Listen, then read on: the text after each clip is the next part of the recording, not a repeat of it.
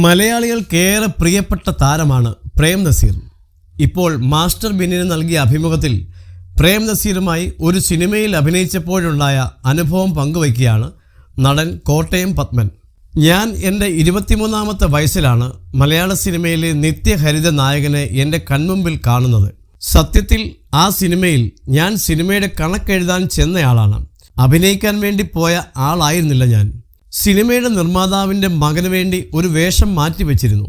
അത് ചില പ്രത്യേക സാഹചര്യം കൊണ്ട് പുള്ളിക്ക് ചെയ്യാൻ പറ്റാതെയായി.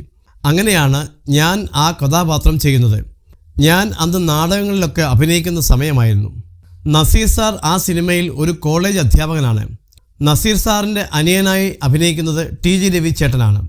രവിച്ചേട്ടൻ നാട്ടിലെ MLA ആണ്. MLAയുടെ പാർട്ടിയുടെ വിദ്യാർത്ഥി സംഘടനയിലെ നേതാവായിട്ടാണ് ഞാൻ. കോളേജിൽ ഒരു സമരവുമായി ബന്ധപ്പെട്ട് ഞങ്ങളെ ഉപദേശിക്കുന്ന സീനിലാണ് നസീർ സാറുമായി ഞാൻ ആദ്യം അഭിനയിക്കുന്നത്. സിനിമയിൽ പ്രൊഫസർ രാജൻ എന്നാണ് അദ്ദേഹത്തിൻ്റെ പേര്.